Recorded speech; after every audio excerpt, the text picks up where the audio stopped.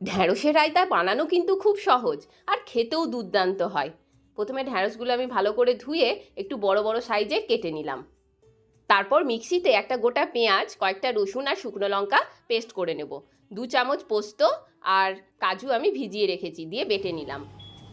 এবার আমি রান্নাটা শুরু করব। কড়াই দিয়ে দিলাম তেল, তেল গরম হলে আমি ঢ্যাঁড়সগুলো দিয়ে দেবো।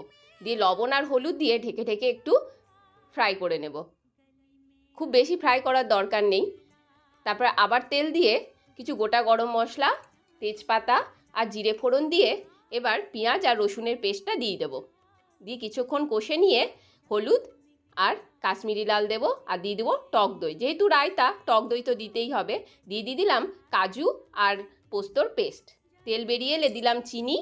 এবার ঢ্যাঁড়সটা অ্যাড করে দিলাম, দিয়ে একটু কষে নিয়ে অল্প একটু জল দিয়ে নামিয়ে নিলেই হয়ে গেল ঢ্যাঁড়সের রায়তা। দারুণ লাগে খেতে, অবশ্যই ট্রাই করবেন।